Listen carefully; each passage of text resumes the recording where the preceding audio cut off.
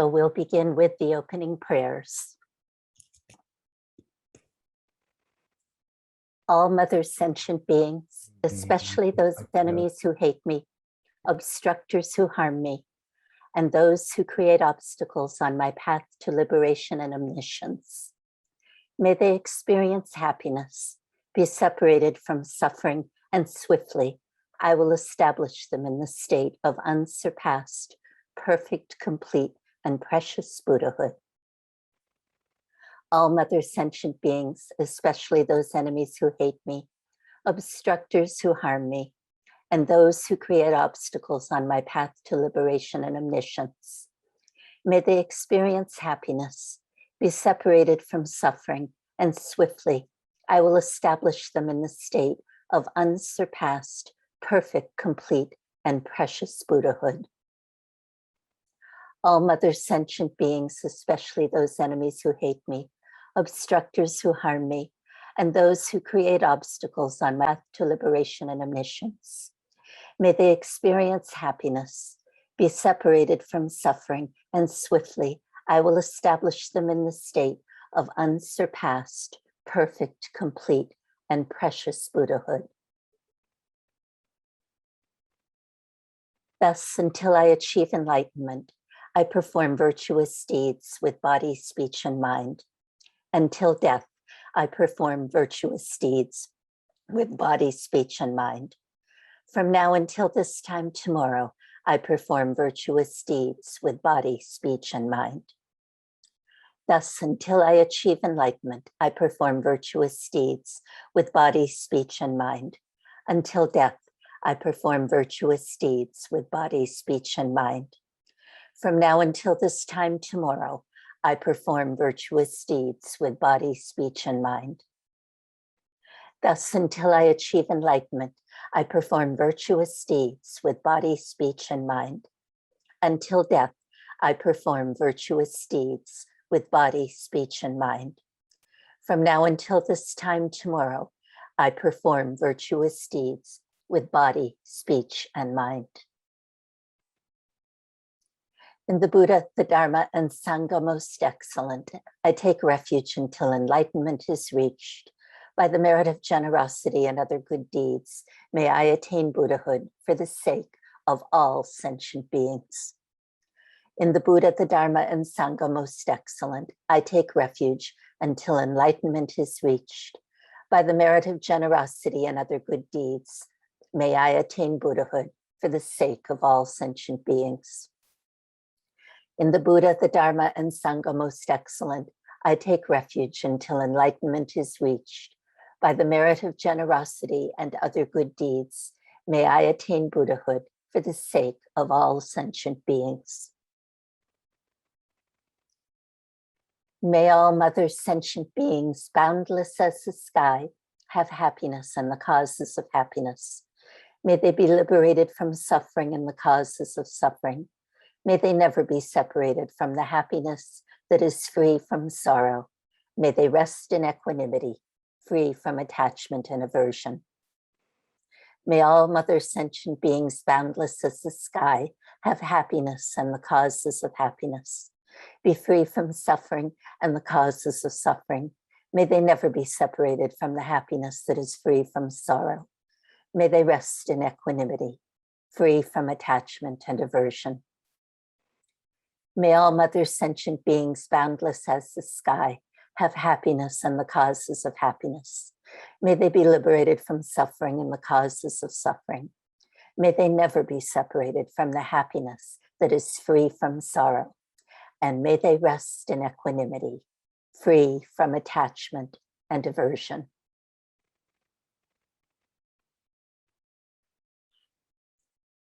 So take a minute now to, in your own way, relax, release, and bring your mind home to rest in stable, focused, present awareness.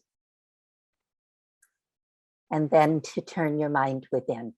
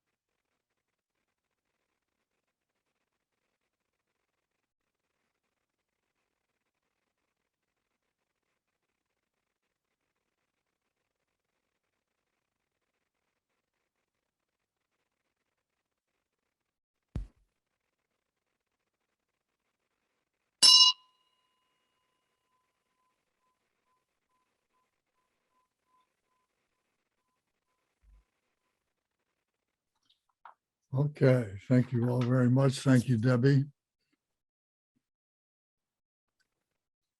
So as a short review of just where we are with the Bardo Thodal, we should be thinking about our precious human life. These are the four foundational thoughts, the four common preliminaries, as they're called, the four thoughts that turn the mind to the Dharma.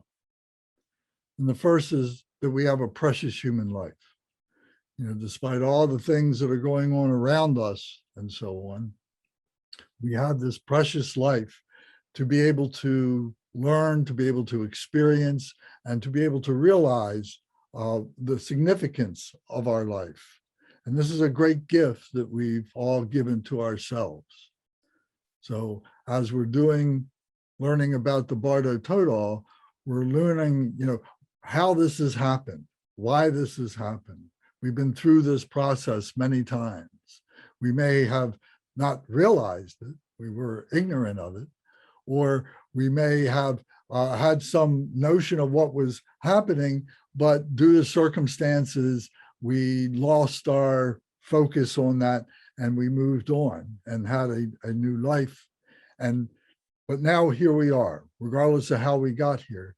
Here's where we are now, and we couldn't be in a better place. This is a great gift that we have given ourselves. The second of the four thoughts to turn the mind to the Dharma is impermanence. The realization that all things, all life, all phenomenal nature is temporary. And that includes our body, our speech, and our mind as our ordinary mind. So we begin to understand that. We begin to recognize and accept that and be able to work with that. And then the next is the suffering of samsara, that we are in this phenomenal nature, and in this phenomenal nature, all these things unfold, all these things begin to happen, and we are the architect and the engineer of all these things ourselves. So we need to understand what they are, what the six realms of human existence is, and be able to recognize what it is that brought us to these six realms, how we navigate these six realms. And then the answer to that is the fourth thought that turns the mind to the Dharma, which is karma, cause, and result. So we are going through this play of this interaction that we go through ourselves with all this phenomenal nature, and we create all of our situations. So being able to recognize karma, the causes of the karma, and the results of that karma are fundamental in being able to release that karma. So this is what we're recognizing through the Bardo Thodal. So in the first part of the Bardo Thodal, when we were in the Bardo of reality after the Bardo of death, and then we come into the Bardo of reality, now we see this karma. We see how this karma has been manifested and how we can release this karma. And if we can't release it, then we go to the second part of the Bardo and we experience the wrathful deities, the Haruka class of deities. And we see how great compassion is that which we have within ourselves that saves us from further suffering. And then if we miss that opportunity, how there are wrathful deities, fierce deities who are there to help us, but we must meet them. We must reach out to them. We must be ready for them to be able to help us. And then if we miss that opportunity, then we fall out of the Bardo of reality and we come into the Bardo of becoming, that now we are bound to be reborn again. And so this is the section that we just finished. This was the elucidation that we went through, the elucidation of this Bardo of being reborn, the Bardo of rebirth, what it means. And as I said, we've seen this many times, we've been involved with this many times, and now it's coming to this life where we can articulate it. And maybe at this life, we are at a crossroads where we can really become the embodiment of the wisdom that comes from this Bardo of the elucidation. We repeat this. If you look at the table of contents, on the second page of the table of contents, you can see that this first part here, we repeat this from day 38 to day 41. So that's 3 days that we are repeating this, 4 days that we are repeating this, 3 days, excuse me. They say arithmetic's the first thing to go. The elucidation, we repeat this for ourselves because this is something that needs constant reminder in our practice, and we're reminding the person for which we are reciting this Bardo Thodal to help guide them. And then we have this daily prayer, which we're about to do again. And then comes day 42 through day 45, which is the obstruction of the womb entrance. So we'll get into the details of that. So we're getting into the threshold of being born again. Does anybody have any questions or comments that you'd like to bring up right now?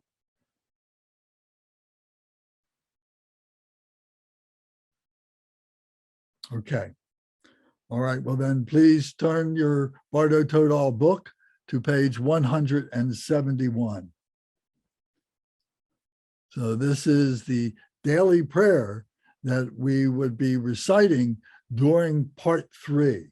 As each of these days, starting with day 38 and onwards, we would continue to recite this daily prayer every day because it sets up the experience of being in this Bardo of rebirth. So if you don't mind, I'm going to read this myself.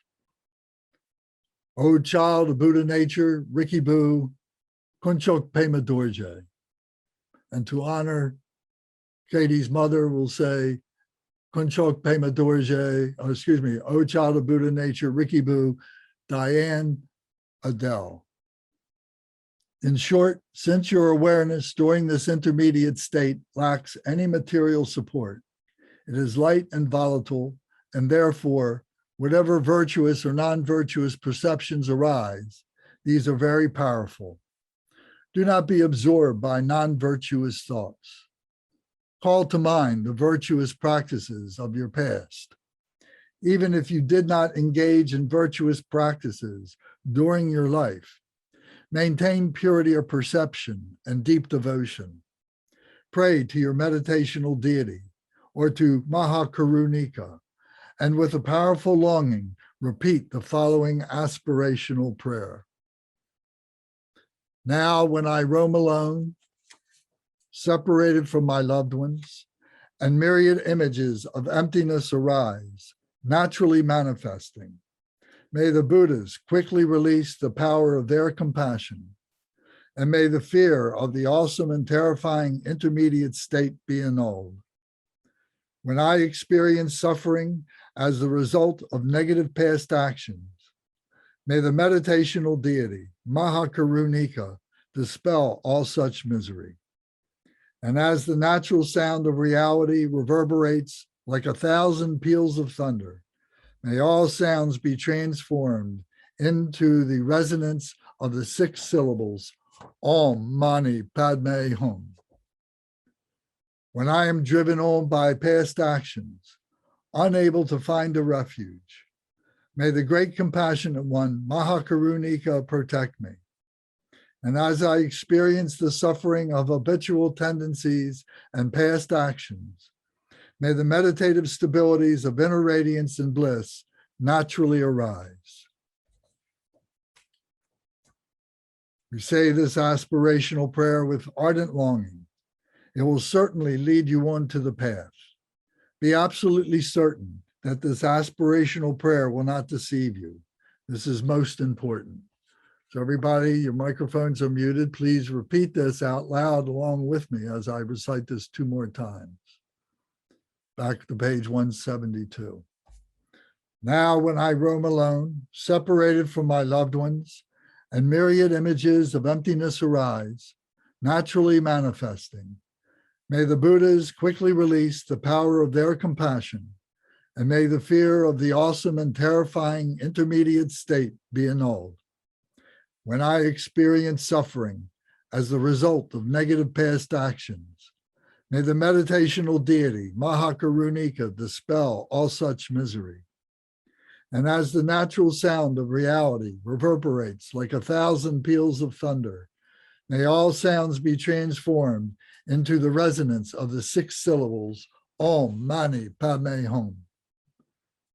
When I'm driven on by past actions, unable to find a refuge, may the great compassionate one, Mahakarunika, protect me.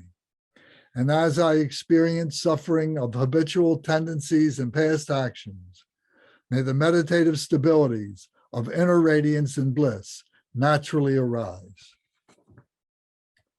Now, when I roam alone, separated from my loved ones, and myriad images of emptiness arise, naturally manifesting, may the Buddhas quickly release the power of their compassion, and may the fear of the awesome and terrifying intermediate state be annulled. When I experience suffering as a result of negative past actions, may the meditational deity, Mahakarunika, dispel all such misery. And as the natural sound of reality reverberates like 1,000 peals of thunder, may all sounds be transformed into the resonance of the 6 syllables, Om Mani Padme Hum. When I am driven on by past actions, unable to find a refuge, may the great compassionate one, Mahakarunika, protect me. And as I experience the suffering of habitual tendencies and past actions, may the meditative stabilities of inner radiance and bliss naturally arise. Now we'll recite the liberation mantra as Om Mani Padme Hum Shri. So behold the jewel in the lotus, rotating around the primal cause, the Shri seed syllables, the primal cause. So visualize this. And this liberation mantra is a specific melody. So it has 8 rounds for each of the recitation, 8 rounds. So you can hear how it modulates up and modulates back down. So you can become familiar with it. So we're going to recite this 3 times for the 8 rounds each, 24 times then. And as you do this, visualize the syllables radiating light to all beings, all in this living Bardo, into the Bardo of dreams, into the Bardo of meditative concentration, into the Bardo of reality, into the Bardo of becoming, into the Bardo of death, into the Bardo of reality, and into the Bardo of rebirth, bringing light to all beings, helping them to be guided to liberation. Om Mani Padme Hum Shri. Om Mani Padme Hum Shri.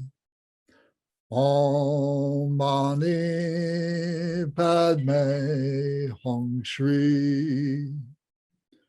Om Mani Padme Hum Shri.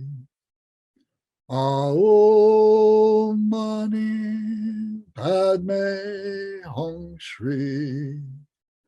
Om Mani Padme Hum Shri. Om Mani Padme Hum Shri. Om Mani Padme Hum Shri. Om Mani Padme Hum Shri. Om Mani Padme Hum Shri. Om Mani Padme Hum Shri. Om Mani Padme Hum Shri. Awo Mani Padme Hum Shri.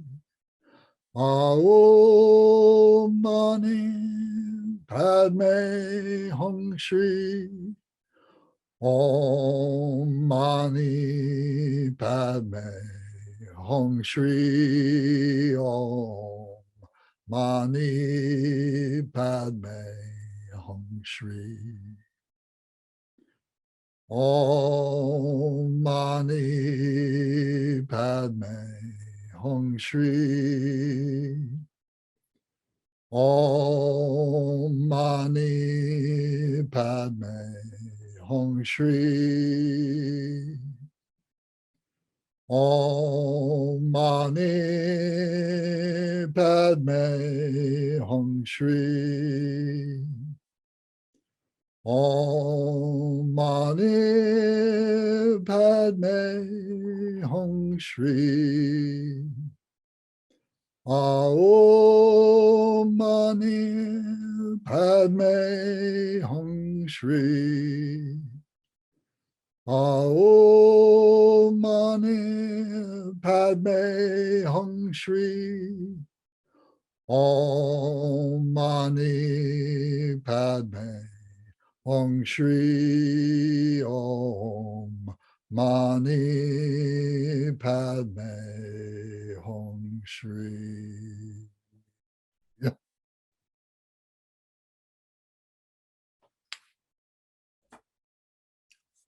Now we turn to page 174.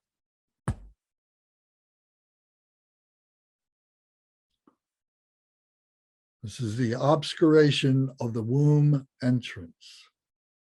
So there's many parts to this. So we're not going to be able to cover it all in one night.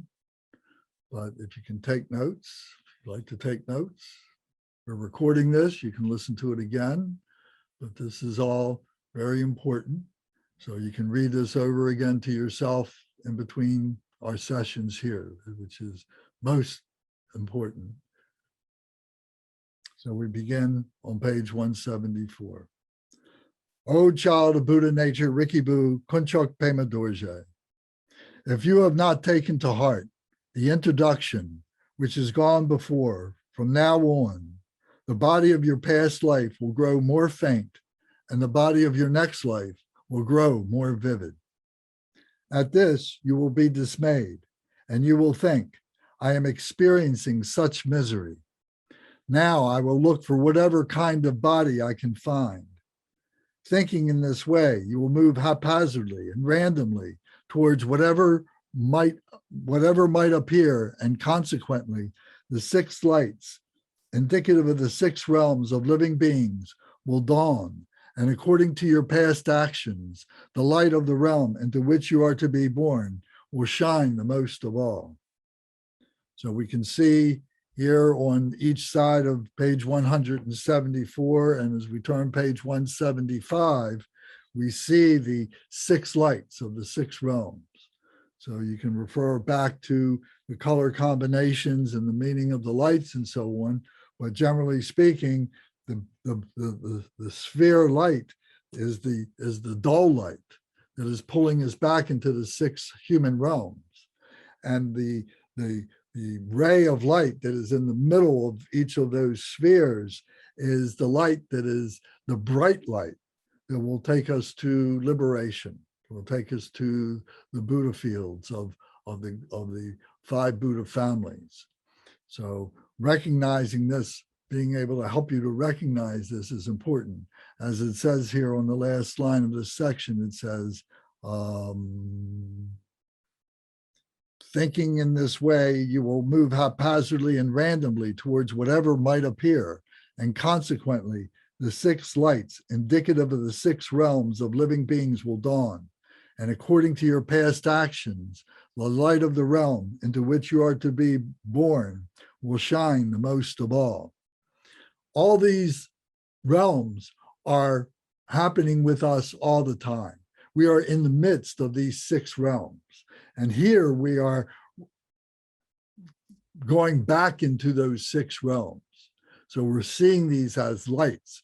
As we were born, now we're in the midst of it.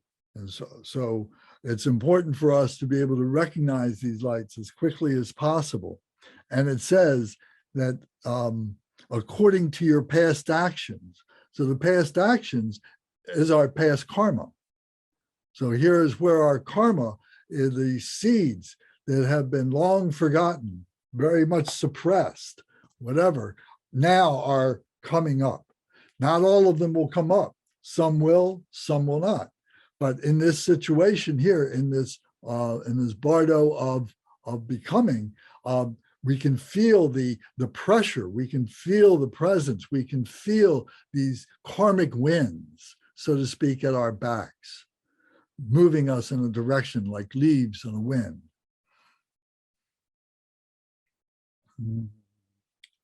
Then the next stanza, it says, "O child of Buddha nature, Rikibu, Kunchok Bema Dorje, listen. What are these 6 lights, you may ask?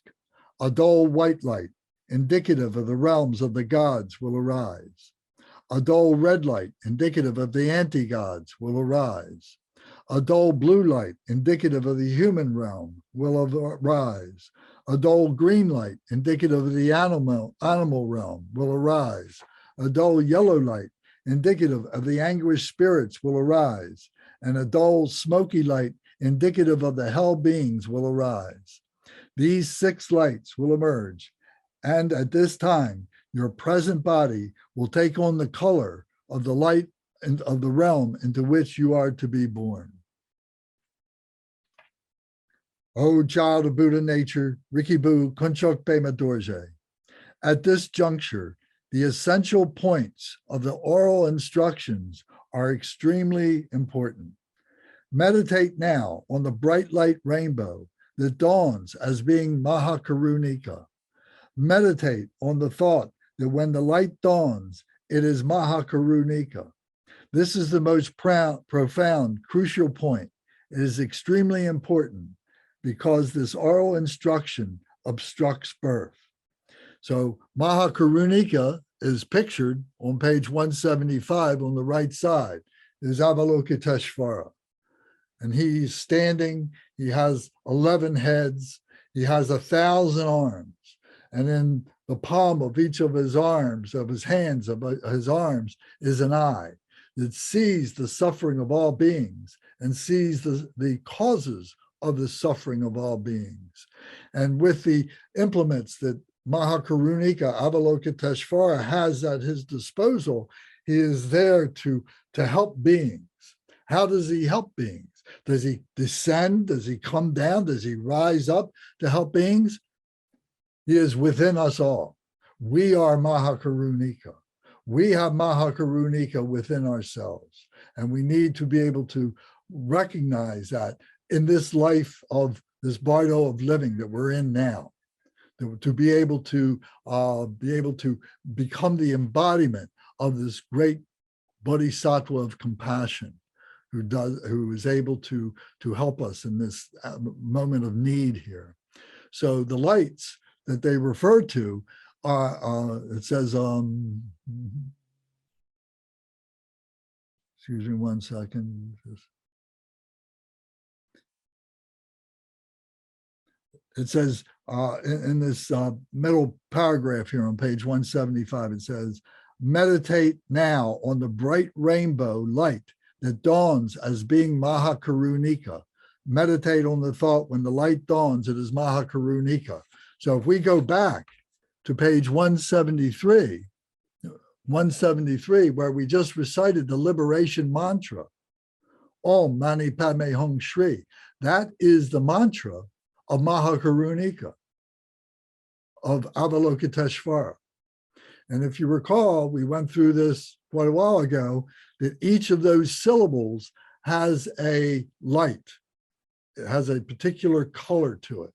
And those colors are the same as the 6 Buddha sages. If you remember the 6 Buddha sages, who each one is present in one of the 6 human realms. So Om is white, that would be in the God realm.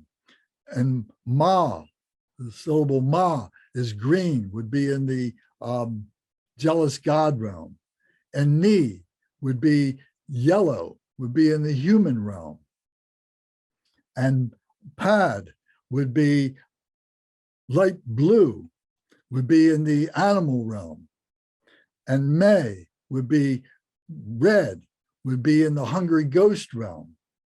And Hung would be dark blue, would be in the hell realms. So those are the colors of the 6 sages in the 6 realms. And here they are, the Mahakarunika is the embodiment of the compassion of all those Buddhas. So you can see that all these things kind of, all come together. They're all connected.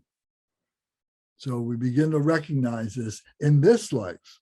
So when we get into this Bardo, we don't have the brain to be able to process this in this way. We are relying on our practice, on our motivation to be able to carry us through this. So now the paragraph on page 175 at the bottom. It says, alternatively, you should meditate for a long time on your meditational deity, whichever it may be. So it may be another Buddhist deity, it may be Medicine Buddha, it may be Green Tara, it may be Avalokiteshvara, any of the deities. It could also be a deity, or it could be a spiritual being from another path altogether. It could be Jesus, it could be Moses, or it could be Krishna, or any of the other traditions that is important to you.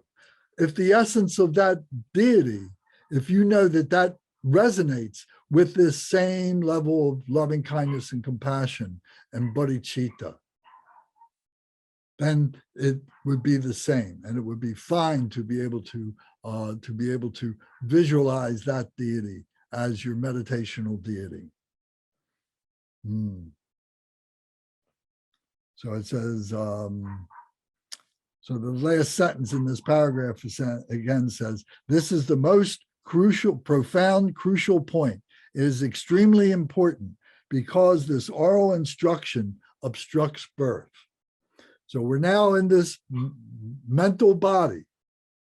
And now the relationship that we have made through our karmic body is now coming to be manifest, is coming together as this meditational deity. So whichever it is that connotes that relationship is what we want to be able to recognize. If we don't have a meditational deity at this point in our lives right now, then I think it would be important for you to make a commitment to be able to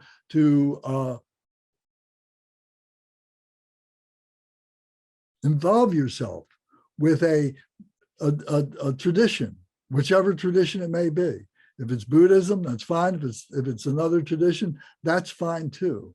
But to be able to recognize that spiritual body that we have within ourselves. We have a physical body, we have an intellectual body, we have this spiritual body. So now we're seeing the importance, we're seeing how the spiritual body really becomes important in this Bardo experience.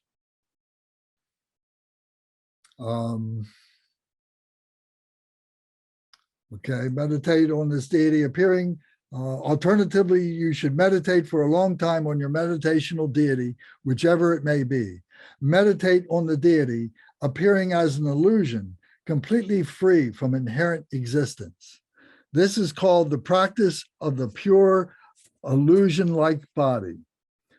Accordingly, dissolve the form of the meditational deity from the extremities inward until it disappears completely, and abide into the resultant state of emptiness and radiance, where nothing at all substantially exists and where there is no subjective apprehension.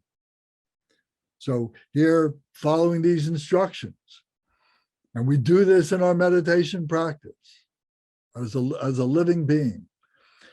It says this is called the practice of the pure illusion-like body. illusory body, the pure illusion-like body. It's like a rainbow body. It's there, but it's not there. It appears to be there, but it's not there. If we go to grab it, there's nothing there. So we see this meditational deity like that, as a rainbow body. Accordingly, dissolve the form of the meditational deities from the extremities inwards until it disappears completely. So we visualize that deity, whoever it might be, whether it's Mahakarunika or Green Tara, or it's Jesus or whomever, but to visualize their human characteristics, their appearance characteristics. And we see their outermost characteristics, their hands, their feet, the top of their head, all coming in together to the heart center, all coming into the heart center until it disappears and abide in that resultant state of emptiness and radiance where nothing at all substantially exists and where there is no subjective apprehension. So this is a mental body that we are working with here. And if you remember in past conversations that this is all manifest emptiness, that all this is all compounded imagination, if you will, stuff that we have generated within our minds and this mental body to be able to conceptualize our human existence, but yet to be able to let that go, because it's the human existence that pulls us back, pulls us down. So we need to be able to find that transcendent nature of letting go of this body that we've created. So it says, abide in the resultant state of emptiness. This emptiness, it's empty of its own pure nature. It is a compounded nature of our mind. And radiance, where nothing at all substantially exists and where there is no subjective apprehension. Now, if we were able to hold on to that, if we were able to hold on to or become the embodiment of that emptiness, then we would have been rescued in the Bardo of reality. But we were fearful. We weren't able to allow ourselves that degree of freedom, of not having any substantial body, of being just light. We weren't able to hold to sustain that. So as a result, we coalesced. The energy coalesced, and matter began to happen, and so on. So this is the process where that is beginning to happen. We're still in a mental body state, but it's starting to coalesce. So we've had the opportunity to do this, but we missed the opportunity. So then back to the text, it says, meditate yet again on the meditational deity. Meditate again on the inner radiance. Meditate alternatively in this way, and after this, dissolve your awareness itself from the extremities inward into the emptiness and radiance. So this is what we do in deity yoga. This is what we do in our practices.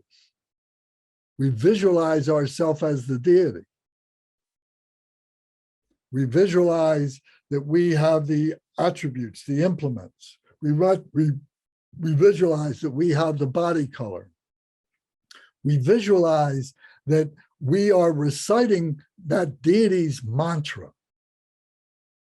which is speaking of his name or her name, speaking of the Buddha's name, speaking of the Buddha's activities, and that we are those appearances, we are those qualities, we are those activities, we are the embodiment of that deity. So it's saying here to meditate. If we had a meditation practice in our living Bardo, then we have something to be able to, we have that karma to be able to go back to that. So we're trying to recall that karma because that's good karma. Would you rather have that good karma, or would you rather have the bad karma of different things that we've all done at one time or another in our lives? So there's good karma and there's bad karma. So here it's saying, look at your good karma. And the epitome of that good karma is the deity within yourself. Lance, Yes. quick question. Now, to do what we're like, what is the instructions are saying to practice the deity, we need the empowerment, correct? Right. So the empowerment is basically introduction of the deity of our true nature. Well, it's an initiation, yes. Initiation. Yeah. So before we can really do this practice, we need to have an empowerment. It certainly behooves us to want to do that, yes. So at this time, with all the COVID going on, it's very difficult to obtain any kind of Yeah, but empowerment. hopefully this is going to pass, and we'll be able to get back and be able to request empowerments, and then be able to perform deity yoga practices so we can do this. So But yes. what about those people that are self-empowered? Those that are self-empowered have to rely on their self-empowerment to whatever degree that stability is there. And, to stretch the point a little bit, that self-empowerment may be other traditions, may be Christianity, or may be Judaism, or may be Hinduism, or something like that. But if they have a firm stability in that, that can be successful. It doesn't necessarily have to be Buddhist.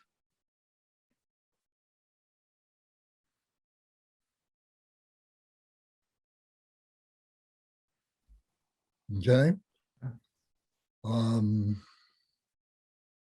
So it's telling you to visualize your being, this body that you have, this illusory body now, because your body is an illusory body, although it's a mental body. It's a mental illusory body, or illusory mental body at this particular point.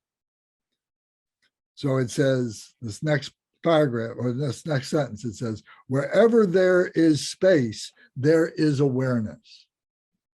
Now, this is a real Buddhist idea here, that the Buddha is the awakened one, meaning that the Buddha recognizes, is aware of all things, omnipotent, how do you say? Omniscient. I almost said something else. But so the space all becomes part of the Buddha field. Somebody was going to say something? Okay. So wherever there is space, there is awareness, because the Buddha, or the Buddha awareness, that which is within us all, is all space. It doesn't include space. It is space. It's limitless. It's beginningless. Wherever there is awareness, there is the Buddha body of reality. Abide nakedly, therefore, in the state of the unimpeded Buddha body of reality, free from conceptual elaboration.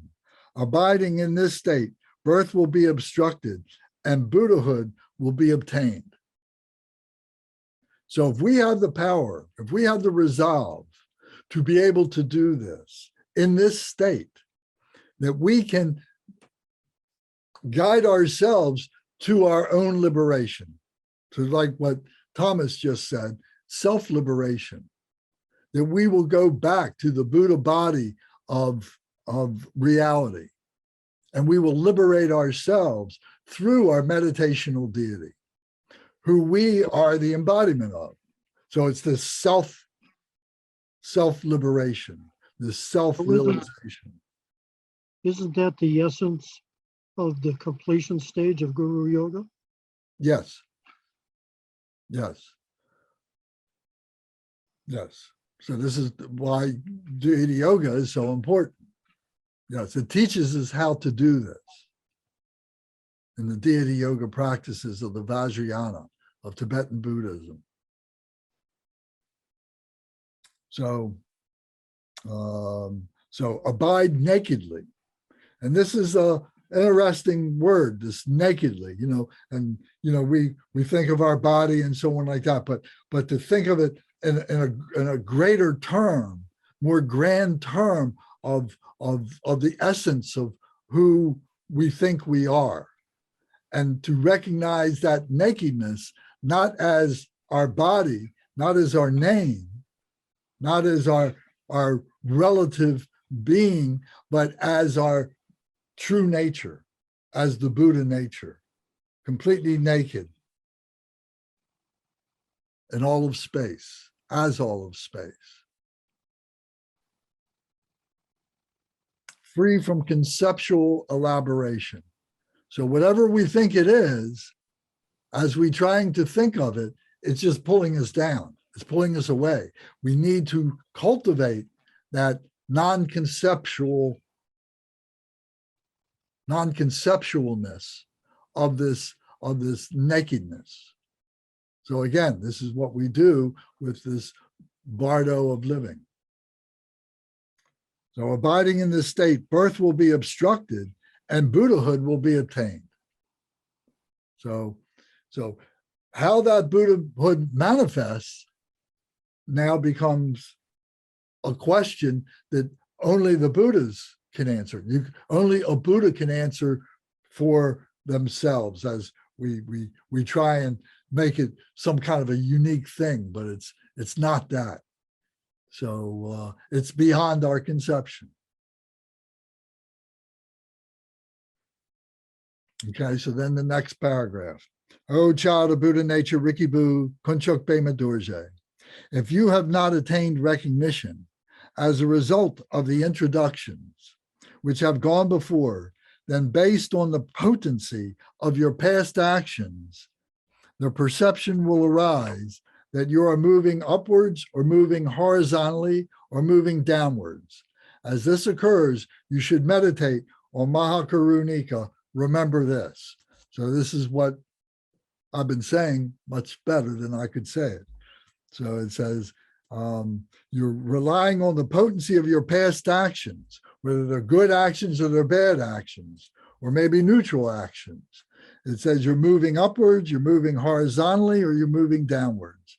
As this occurs, you should meditate on Mahakarunika. Remember this. So this meditational deity is the mnemonic.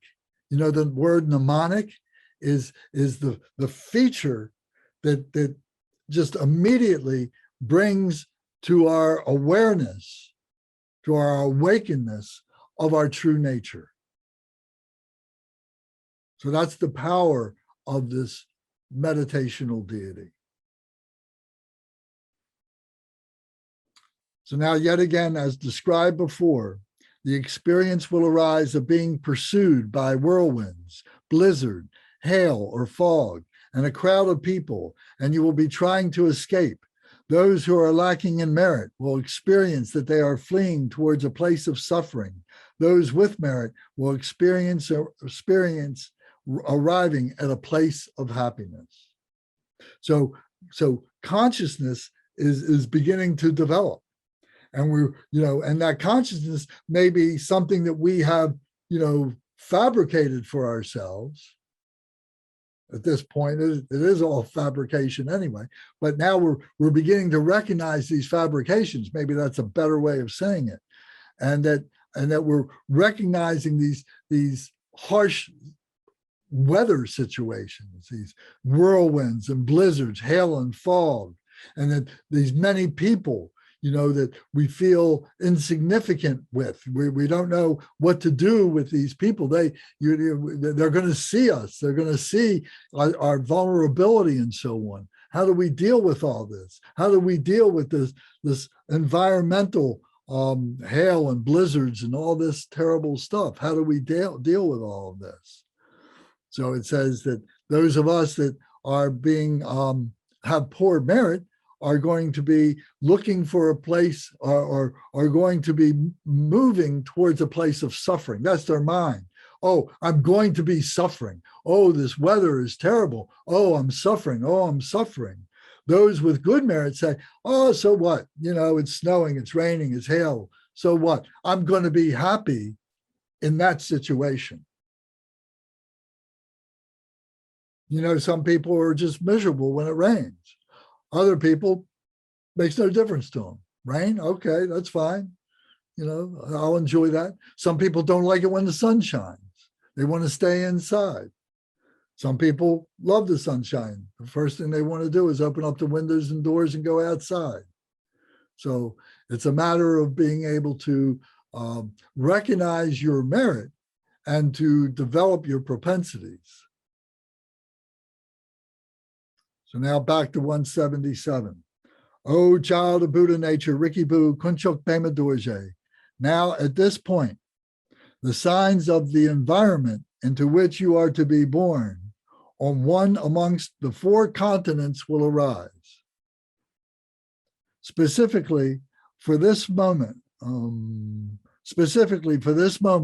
there are many profound essential points of oral instruction.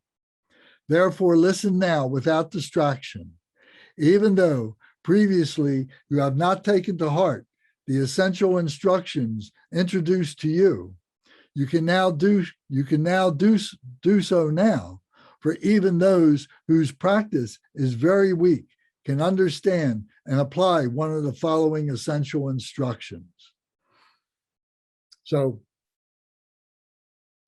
of course, we're reciting this for someone else, but we shouldn't recite this for someone else until we ourselves have become stable in the Bardo Thodal ourselves. Otherwise, it's just words. It's just parroting. And the being that we are intending to recite it for doesn't recognize those words. What they recognize is that heart connection, what we refer to as this heart-mind. That's what they are responding to. And if we haven't cultivated that, the radiance and the luminance of that heart-mind, then just saying the words has very little effect. Shouldn't preclude our wanting to do this and our joining in to do this, but we should request that a master be reciting this, and we can follow along with that master until we ourselves can become a master.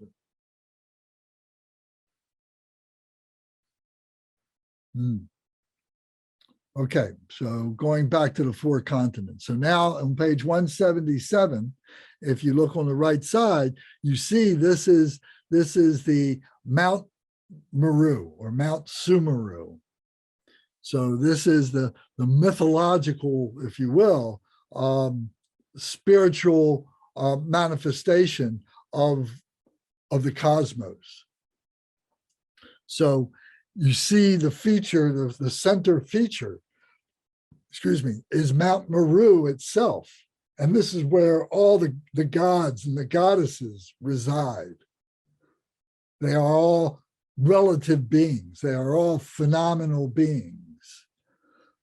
Then above that is a stupa where all the Buddha fields are. And of course, this is just an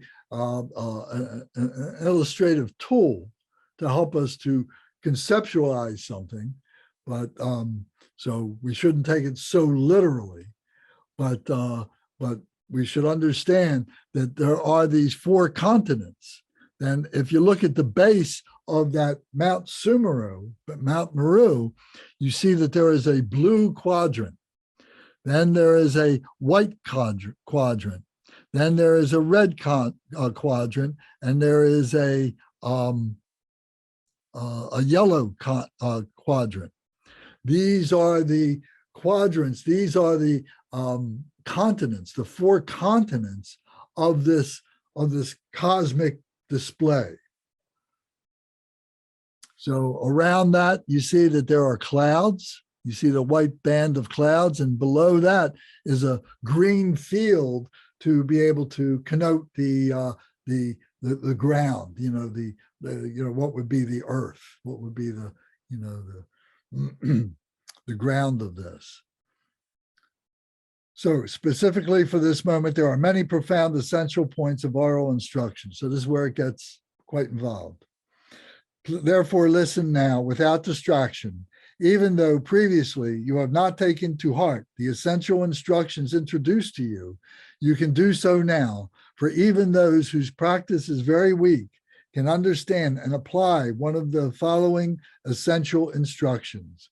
So listen now without distraction. At this stage, it is extremely important that you carefully employ the methods for obstructing the womb entrances. Principally, there are two such methods of obstruction. These are, first, the method which obstructs the person who is to enter the womb, and second, the methods which obstruct the womb which is to be entered. Okay, I think that's pretty self-explanatory. One is the entity, the being, however you want it, to block them from going into the womb. And then if we can't block them, their force is too great to be reborn, then we try and block the womb itself. So now page 178. O child of Buddha nature, Rikibu, Kunchuk Pema Dorje. Visualize now your meditational deity, whichever it may be, with vibrancy. Meditate on the deity as vividly apparent, yet completely lacking in inherent existence, like the reflection of the moon in water. If you do not have a specific meditational deity, then visualize the Lord Mahakarunika again with great vibrancy. Then gradually dissolve the image of the meditational deity from the extremities inward until it disappears completely, and then meditate on the resultant union of inner radiance and emptiness, which is utterly free from any objective referent. So of course, this is done in the Bardo of living to develop this. We're trying to guide someone who here is now in this Bardo of rebirth. But if they haven't had these instructions, it's likely to be very difficult for them. So therefore, again, to have a master who can have that power, that spiritual power, to be able to resonate, to vibrate with that being is very important. If we don't have that vibrancy, then the words, like I said before, just get lost in space.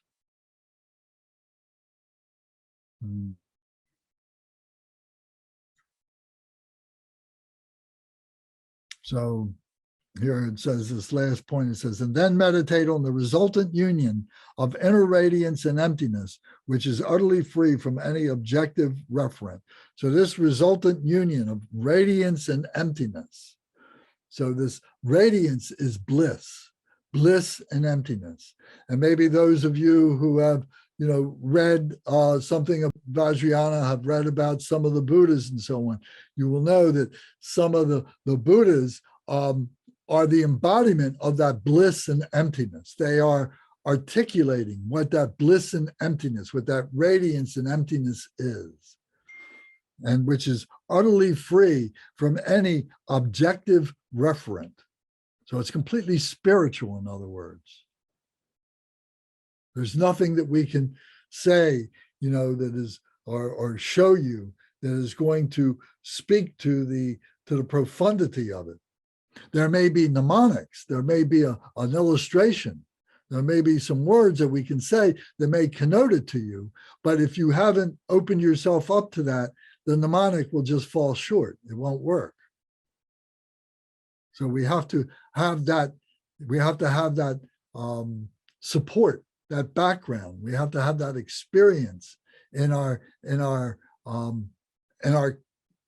mental state, in our mental body, for it to be able to mean something. So then this is the profound essential point. Meditate in this way, for it is said that by this means, entry into a womb will be averted. So here, if we can do this, if we can liberate ourselves through our bliss and emptiness, then here we should do that. And by this way, we will remember, we will recall our Buddha nature, our true nature, and we will keep ourselves from being reborn as a human being into the Bardo of rebirth. So now the next page, 179. O child of Buddha nature, Rikibu, Kunchok Bema Dorje, listen carefully. In the recitation of the root verses of the 6 intermediate states, the following lines are spoken. Repeat these now after me. So these root verses of the 6 intermediate states is the very first of the daily prayers, the 4 daily prayers that we began with way back when, talking about these six intermediate states. So here it's being recalled again. So repeat these now after me. Alas, now as the intermediate state of rebirth arises before me, I must with one pointed intention concentrate my mind and resolutely connect with the residual potency of my virtuous past actions. I must obstruct the womb entrance and call to mind the methods of reversal. This is the time when perseverance and purity of perception are imperative. I must give up all jealousy and meditate on my spiritual teacher with consort. We repeat this again. Alas, now as the intermediate state of rebirth arises before me, I must with one pointed intention concentrate my mind and resolutely connect with the residual potency of my virtuous past actions. I must obstruct the womb entrance and call to mind the methods of reversal. This is the time when perseverance and purity of perception are imperative. I must give up all jealousy and meditate on my spiritual teacher with consort. Alas, now as the intermediate state of rebirth arises before me, I must with one pointed intention concentrate my mind and resolutely connect with the residual potency of my virtuous past actions. I must obstruct the womb entrance and call to mind the methods of reversal. This is the time when perseverance and purity of perception are imperative. I must give up all jealousy and meditate on my spiritual teacher with consort. It is extremely important to clearly repeat these verses aloud, to arise your memories of past virtues, to meditate on this prayer, and to experientially cultivate its meaning. So just to go back for a moment here, it says, alas, as the intermediate state of rebirth arises before me, this is what we are in now, I must with one pointed intention concentrate my mind. So this is why in this life we need to develop one pointed concentration, one pointed meditation, one pointed mindfulness, and resolutely connect with the residual potency of my virtuous past actions. What this means is the residual potency is the karma of my past actions. And this goes to the question last week that Sandra brought up, about this residual karma. So here, and we mentioned it last week too, as we moved along in the book. But here it's again mentioned. So this residual potency of my virtuous past actions, my good karma, my virtuous past actions, not the residual potency of my non-virtuous past actions. I must obstruct the womb entrance and call to mind the methods of reversal. So we're going to examine how we do this a little bit more as we go on. This is the time when perseverance, diligence, and purity of perception are imperative, that we have to see the virtue, we have to see the goodness, We have to see the love. We have to see the compassion, the bodhicitta, the true nature of all of this in this process. We can't be swayed by any negativity, by any sarcasm, by any kind of jealousy, any kind of confusion. That we have to have pure mind of purity, of our true nature.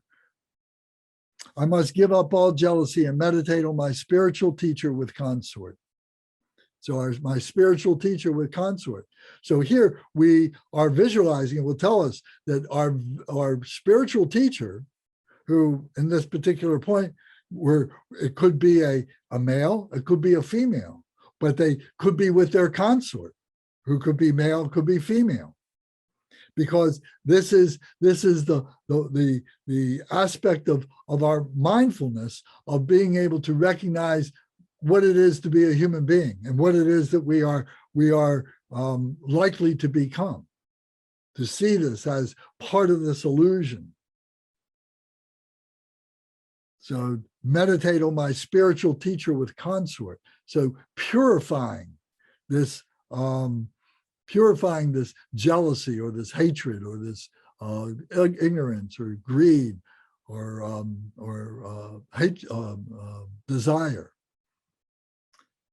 It is extremely important to clearly repeat these verses aloud, to arise your memories of past virtues, to meditate on this prayer, and to experientially cultivate its meaning. The meaning of these verses is as follows. The line, now as the intermediate state of rebirth arises before me, explains that you are now roaming in the intermediate state of rebirth.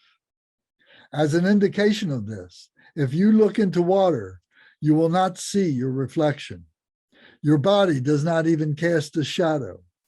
These are both signs that you do not have a solid body of flesh and blood, but that you are roaming with a subtle mental body in the intermediate state of rebirth. So it's very important. In our meditation, as we are cultivating our awareness of this process, it's important for us to be able to develop this transcendence of our physical body. It's part of the process of deity yoga. Then the next paragraph, it says, now, therefore, you must with one pointed intention concentrate your mind undistractedly.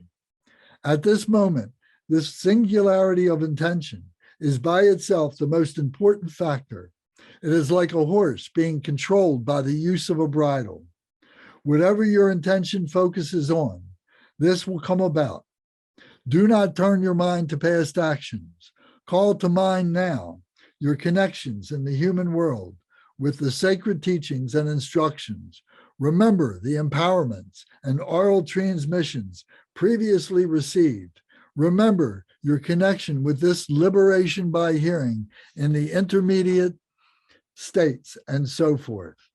It is extremely important that you resolutely connect with the residual potency of your virtuous past actions. Do not forget. Do not be distracted. The present moment is the dividing line between progression and regression. The present moment is the time when, by lapsing into laziness, even for an instant, you will experience constant suffering. The present moment is the time when, by concentrating with a singular intention, you will achieve constant happiness. Concentrate your mind with a single pointed intention. Resolutely connect with the residual potency of your virtuous past actions.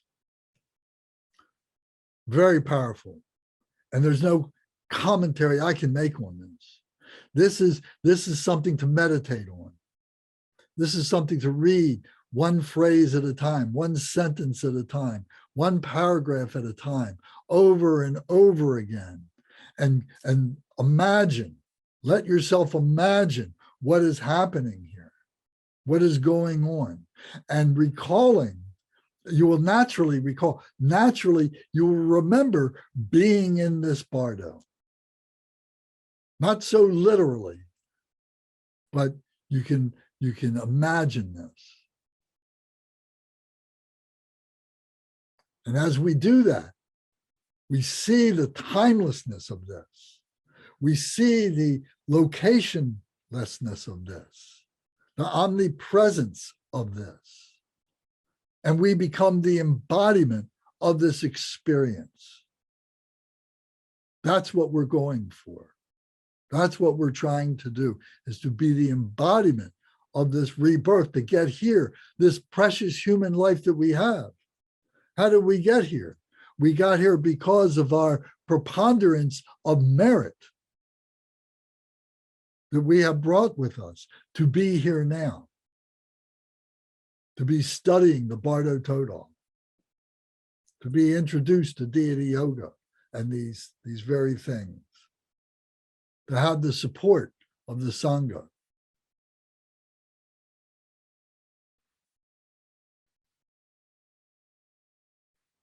So now the next paragraph, page 181. Now is the time when you must obstruct the womb entrances. It is said in the verses that you must obstruct the womb entrances and call to mind the methods of reversal. This is the time when perseverance and purity of perception are imperative. You have now arrived at this stage. Your priority now is to obstruct the womb entrances. There are 5 methods which will bring about obstructions of the womb entrances, so keep them carefully in mind.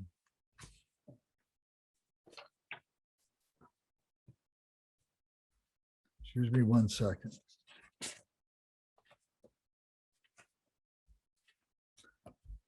I think it would be wise to have a discussion now and let everybody kind of express themselves, breathe. Once we get into this next part, it would be good to be able to do it without having to stop. So in the time that we have left, I don't think that there's enough time to do that. So I think it would be more helpful to open up our discussion, and then maybe we can go on and we can recite some of the prayers will be more useful to us. So does anybody have any comments or questions at this point?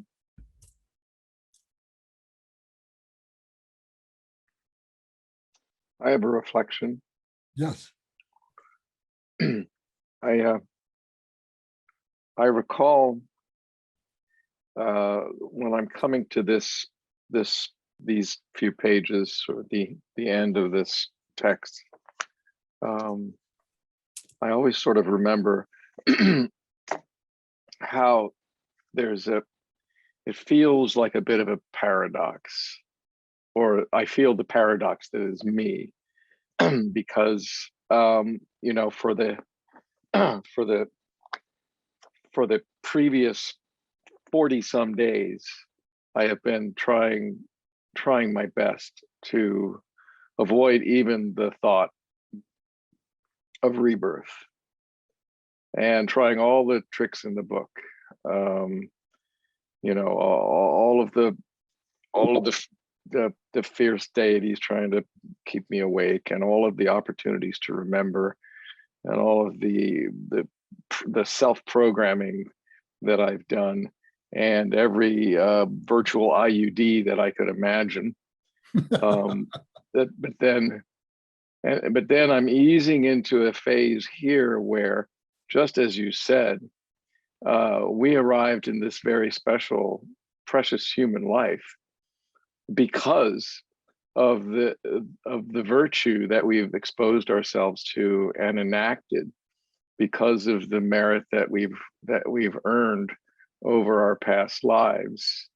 And it, like I said, it's a bit paradoxical for me to be like, you know, holding garlic and a cross up to the womb, and then all of a sudden being, well, it could be probably not worse than the one I'm in right now. And the one I'm in right now, I am just enraptured with. I am so thrilled to be here in this place with this awareness.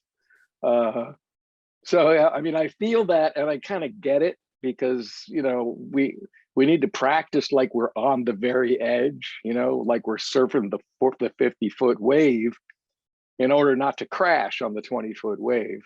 But I get to this point each time and I think, wow, you know, I'm stretching myself, but does anybody else experience that sort of quandary? It's like a decision point. It's like, okay, now do I just give up and say, okay, I'm taking the dive, you know?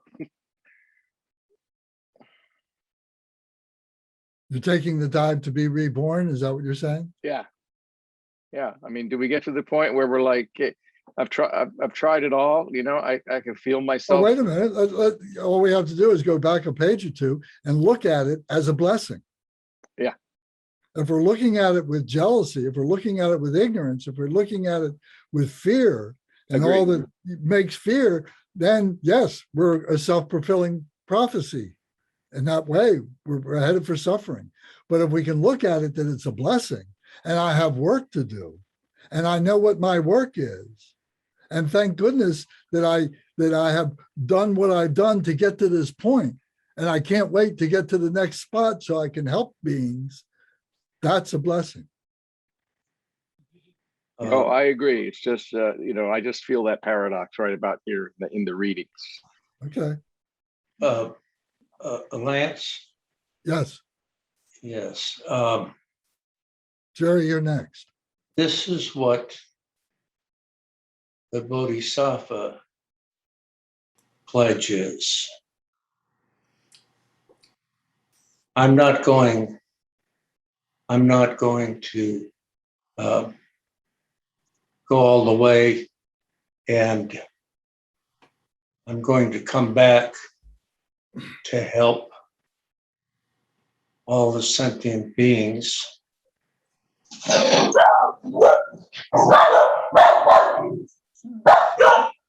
all right. It's all right. All right, guys. I'm not going to. Sorry. I'm going to have a dog fight here. No. So if I'm going to be a bodhisattva, if I'm going to desire to be a bodhisattva, which we have been working on, the desire for the bodhisattva is to come back so to help these people. On the other hand, if you want to be an arhat, just go right on through and don't come back again. You know, the choice is always yours. So just be careful what you wish for, and be very careful what you pledge. Okay, thank you. Jerry, you had something? Yes. Thought that I carry is similar to what Michael and William are talking about. You know, I mean, if you are in good spirits at this moment in time when you're reading this, and you've had a decent life and an enjoyable life and a helpful life, at least you have knowledge of what you're coming from, and you have an opportunity to go back. And that wouldn't be such a terrible thing for me, because right now I'm in a good mood. And number two, one thing, I don't know if we're going to touch upon it, but when you reincarnate, you can reincarnate BC. Am I right? BC? What's BC? Before Christ, let's put it that way. Or when the dinosaurs were roaming the earth, you can reincarnate. You don't just reincarnate to the future. You can reincarnate at different dimensions, or different planets, or different universes. So you really, unless you have an answer to that, you don't know what to expect. Even if Well, I don't have an answer to that. I haven't seen that expressed anywhere. It's an interesting idea. I've read about it, about different dimensions out there, and you can reincarnate and you're back there in Egypt. You know what I mean? Well, maybe so. Famines. I couldn't say not. So I mean, you really got to think this out because you don't know where you're going. Is it possible that if you reincarnate at the same dimensional level, you could have a very good life where if you stepped up to a higher dimension, maybe it wouldn't be as good? Any, Possible. any comments?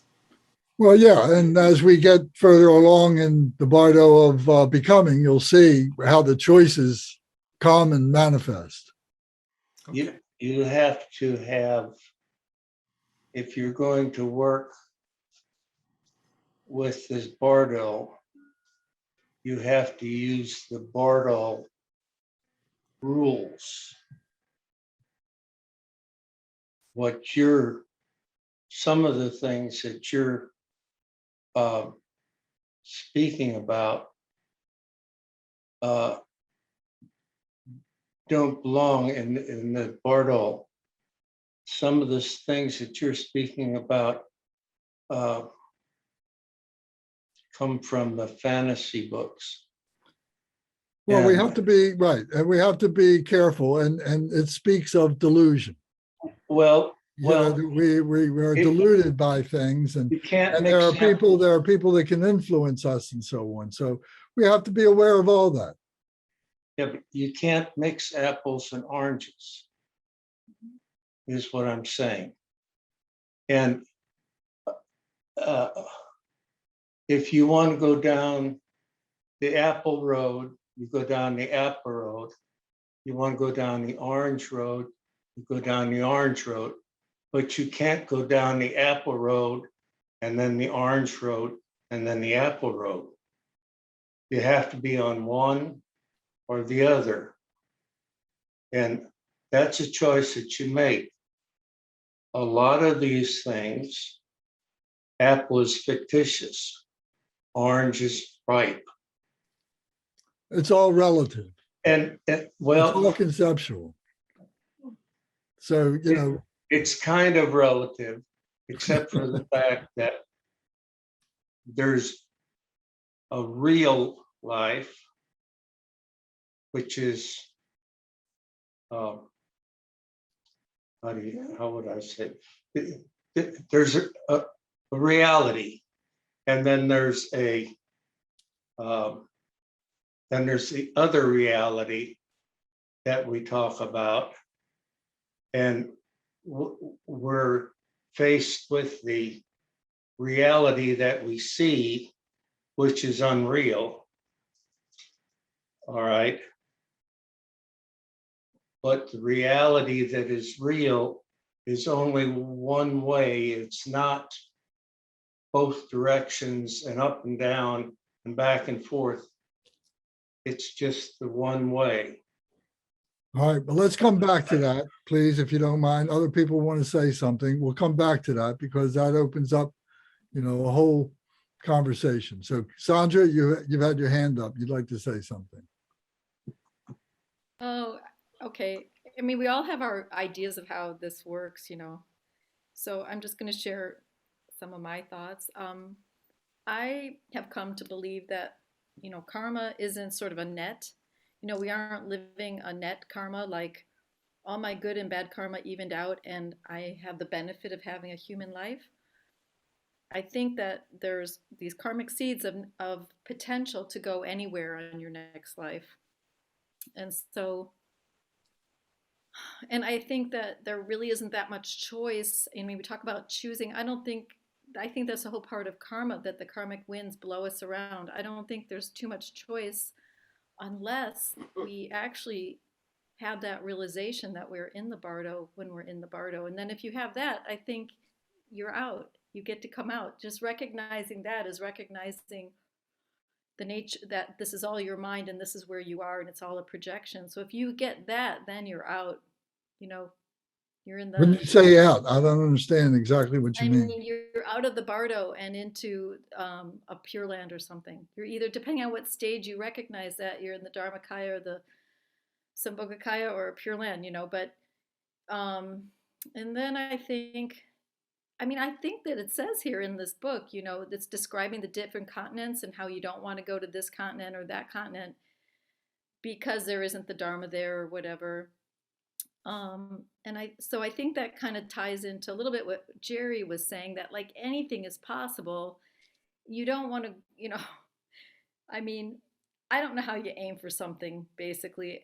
You know, if you've gotten to the point where you're going to get reborn, you haven't recognized anything yet. I really don't know how you aim. That's a good question, I think. But maybe you have a lucky moment where you have a compassionate thought. I don't know what happens, of course, I don't know. So I have all of that to say. And also this thing about thinking we know what reality is. Okay, so I heard this definition of extreme, you know, the extreme views of eternalism and nihilism. So here was a definition. Eternalism is thinking something is, and nihilism is thinking something isn't. You know, it's like denial, you know, and that we're always doing like one or the other, right? We believe this and we don't believe that, you know. So it isn't just like thinking there's an eternal creator God and there's nothing after we die. It's this really subtle, just interpretation of every moment, you know. So that I think also Buddhism is trying to teach us, Tibetan Buddhism, you know, no views, right? So it's really hard to say what reality is, you know, because everything in the Madhyamaka or whatever is establishing no position. It's just denying all other views and positions. So, okay, those are my thoughts. Okay, thank you. Anybody else have something you want to add? I wanted to pick up on Michael's point about the paradox, because Michael, you were reminding me of when Khenpo Sanduk Rinpoche was giving the dream yoga teaching, which really surprised me. It wasn't what I thought it would be at all. And in part for one of the reasons you were alluding to, because the story that was based on, the teaching it was based on, was that a being in the Bardo of becoming was trying very hard, suffering a lot and trying very hard to have a good human birth again, recognizing, as you said, that, well, having that now and it wouldn't be so bad to have one again. And yet the entire teaching was about the masters going in and trying to prevent that being from taking, even seeking another human birth. And I thought, well, isn't that interesting? Because it was saying, no, don't give up. Keep meditating on your deity, on your Lama, and keep trying to transfer your consciousness to one of these Buddha realms. And I found that very paradoxical too, for very similar reasons. And I don't know, the only place where it starts to come together was a bit what William was talking about, that with a bodhisattva vow at one level, ultimately, whether you end up merging your mind with the Buddha and going to one of the Buddha realms or taking a fortunate human rebirth or other rebirth again, if you're on the path to be a bodhisattva, the job's the same anyway. And or I say that theoretically, I would like to think that I could actually experience that. But I know what you mean, Michael, about the paradox is what I'm saying in a long-winded way. I feel that too, and think, isn't that interesting? Isn't that something to sit with and see what happens? Because like Sandra's saying, we probably don't have a lot of control. We're at some level along for the ride and riding out our karma, and maybe not just hoping for the best. I mean, this is all about doing more than that. But it sure is interesting, isn't it? And very paradoxical.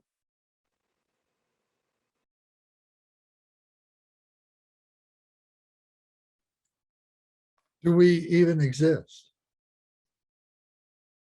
Isn't that one of the fundamental questions? Do we exist? And by being able to project that we will exist again Mhm. is as much a folly as it is to say that we exist now. Yeah, who is it who thinks they're being born and dying over and over?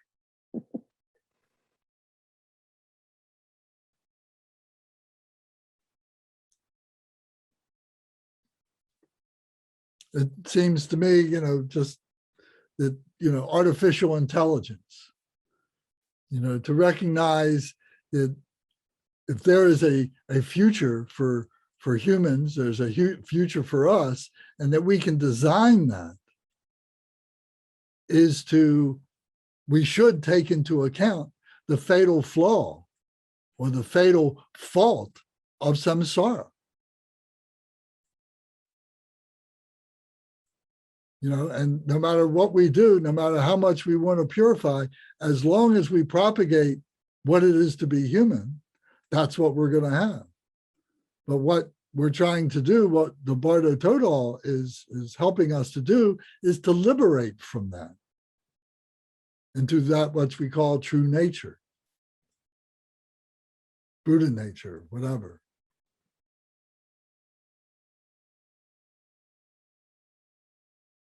Somebody else have a thought?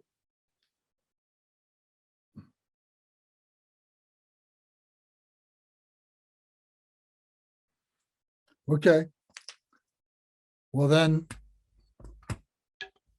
from a practical side of helping guide someone through the Bardo, helping guide us through the Bardo, we should go and do the concluding daily prayers, page 207. Starting page 207. And maybe there'll be a kernel of something here that will remind us of the fatal flaw.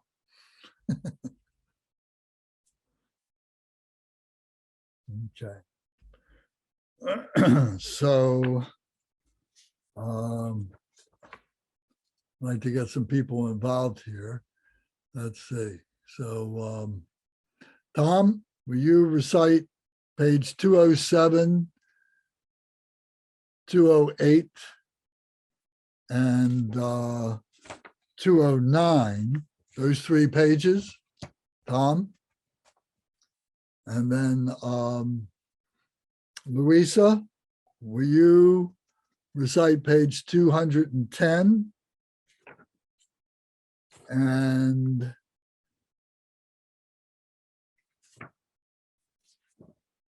finish up?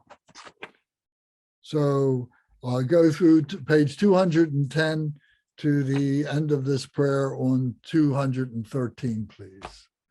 Okay, so those 2.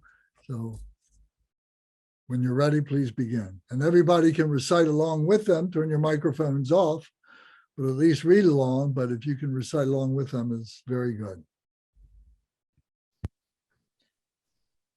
Aspirational prayer, which rescues from the dangerous pathways of the intermediate states.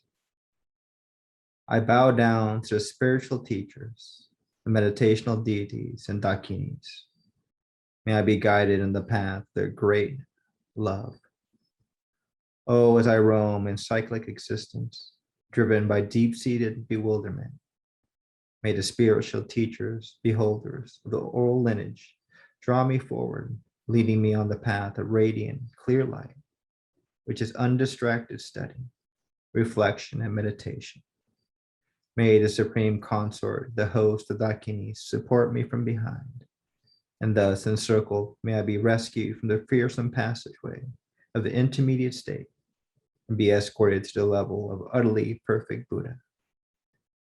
Oh, as I roam in cyclic existence, driven by deep-seated delusion, may the transcendent Lord Vairochana draw me forward, leading me on the path of radiant blue light, which is the pristine cognition of reality's expanse.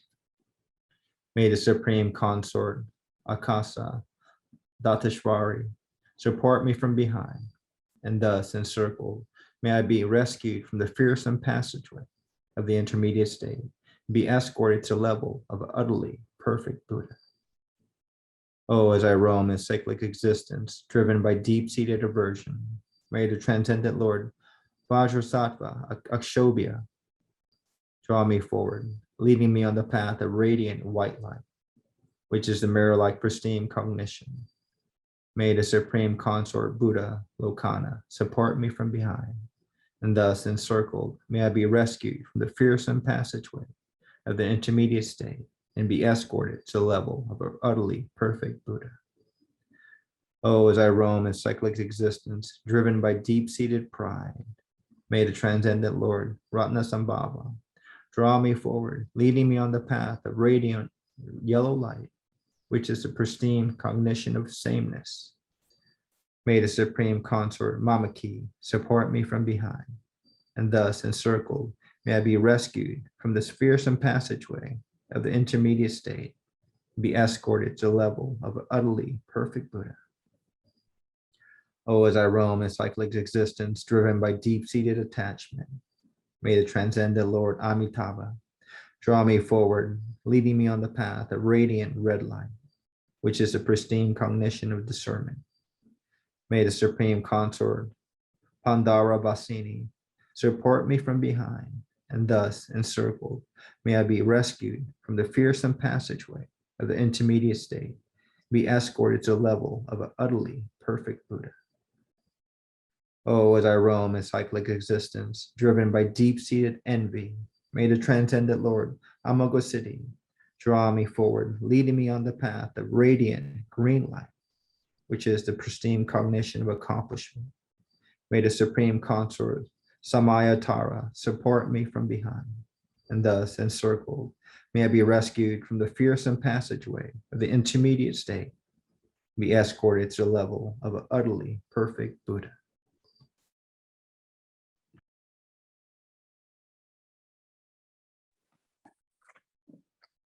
Oh, as a realm in cyclic existence, driven by the 5 virtue poisons, may the transcendent conquerors, the male Buddhas of the 5 enlightened families, draw me forward, leading me on the path of radiant rainbow light, which is the 4 pristine cognitions combined. May the 5 supreme female Buddhas, the purity of the expanse, support me from behind, and thus encircled, may I be rescued from the light paths of the 6 impure classes of beings, and be escorted to the 5 utterly supreme and pure Buddha fields. Oh, as a realm in cyclic existence, driven by the deep-seated habitual tendencies, may the assembly of spiritual heroes and awareness holders draw me forward, leading me on the path of radiant, multicolored light, which is coemergent, pristine cognition. May the supreme consorts, the host of Dakinis, support me from behind, and thus encircled, may I be rescued from the fearsome passageway of the intermediate state, and be escorted to the level of an utterly perfect Buddha. Oh, as a Roman cyclic existence, driven by deep-seated bewildering perceptions, may the assembly of blood-drinking wrathful deities draw me forward, leading me on the path of radiant rainbow light, which is free of fear and terrifying perceptions.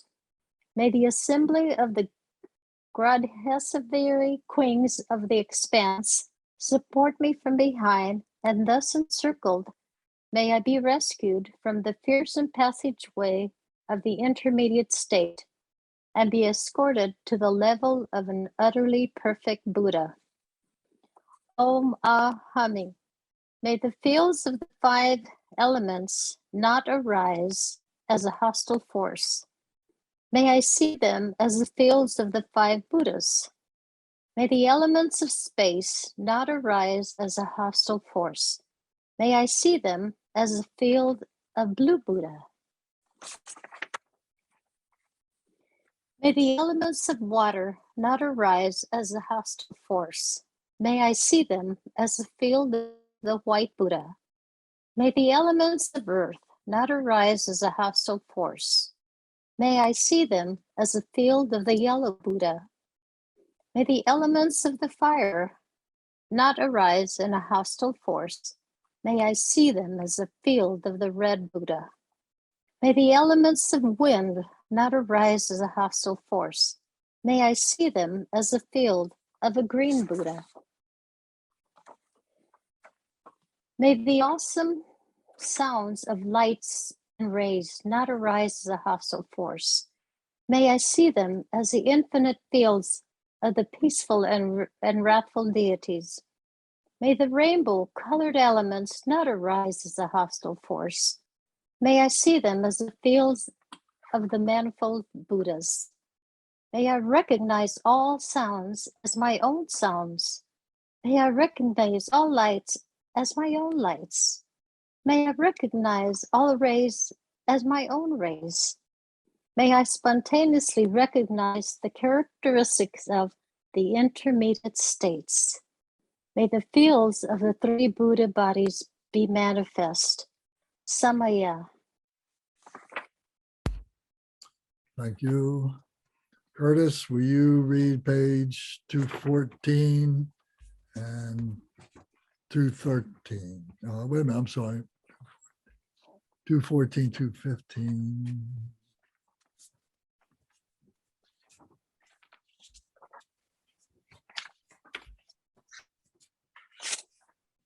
Yeah, Curtis, go ahead and start on page 214, page 215, page 216. Just go ahead and read the whole prayer then. Curtis, please.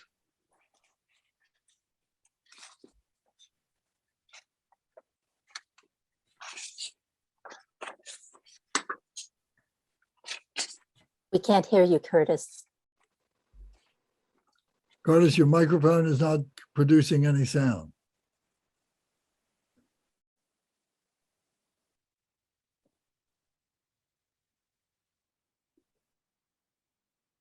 No. Okay. Sorry, we're going to pass on. We're going to move on.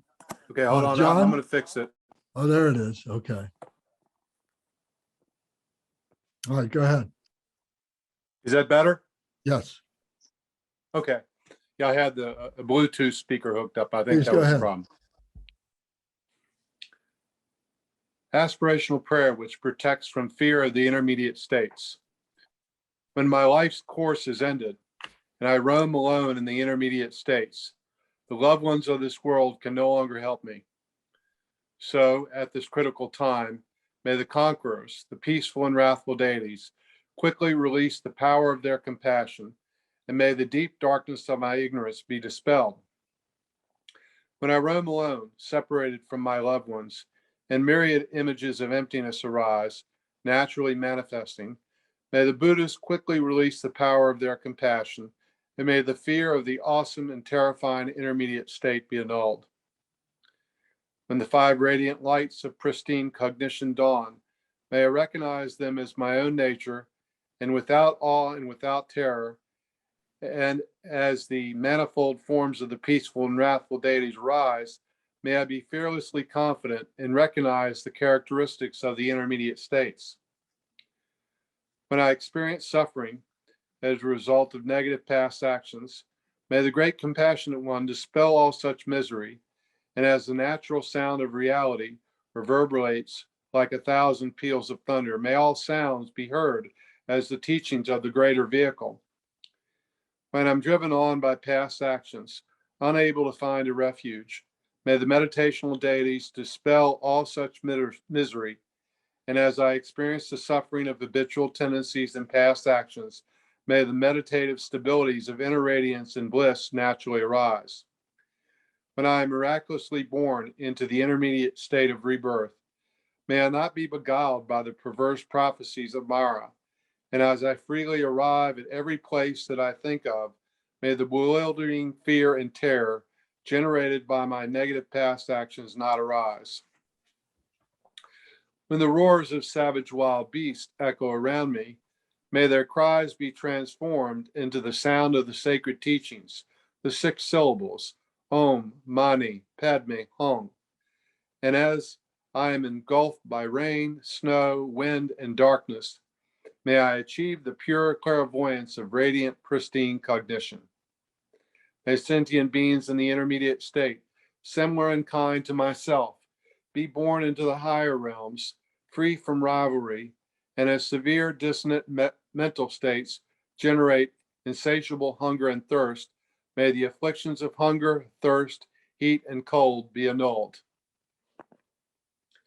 When I see my future parents in union, may I perceive them as Mahakarunika and consort, and for the sake of others, being blessed with the power to choose a birthplace, may I achieve an exalted body, adorned with the auspicious major and minor marks. Once I have achieved birth in a supreme human form, may I act so as to swiftly liberate all who see and hear me, and may I not be influenced by my negative past actions, but multiply and emulate my past merits.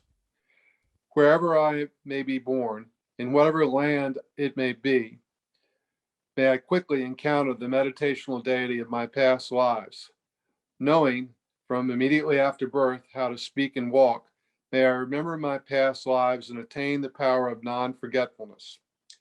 May I easily come to master by study and reflection the manifold stages of learning, small, intermediate, and great. May the country into which I am born be auspicious, and may all sentient beings be blessed with happiness. O peaceful and wrathful conquerors, may I and all others become entirely at one with you and come to resemble you in all your forms, your retinues, your lifespan, and your Buddha fields, and in every quality of your supreme auspicious marks. Through the compassion of Samantabhadra and the infinite, peaceful, and wrathful deities, by the power of the truth of pure reality, and by the blessing of the mantras who practice one pointedly, may every wish of this aspirational prayer be fulfilled. Samaya. Composed by the preceptor from Odhiyana, Padmakara.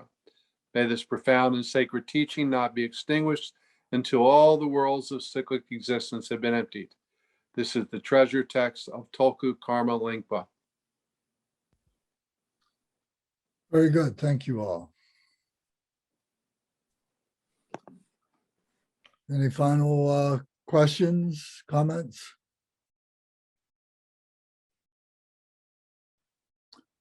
Okay, Debbie, can we do the brief prayer to be reborn in Sukhavati Dewachen, please?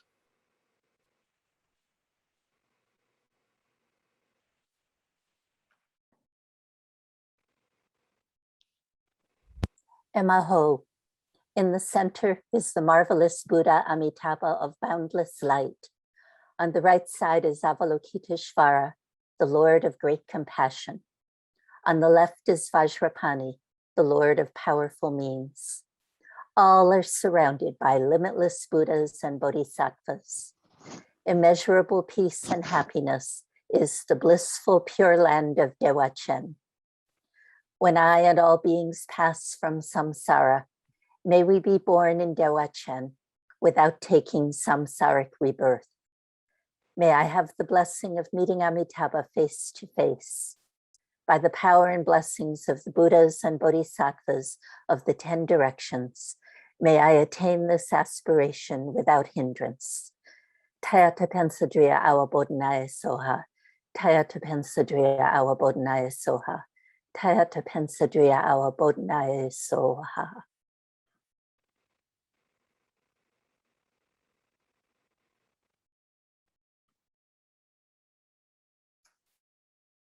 By this virtue, may I achieve all knowingness by defeating all enemies' confusion. May all who travel on the waves of birth, old age, sickness, and death cross the ocean of suffering. As Manjushri the warrior realized the ultimate state, and as did Samantabhadra, I will follow in their path and fully dedicate all the merit for all sentient beings. Om Mani Padme Hum, Om Mani Padme Hum,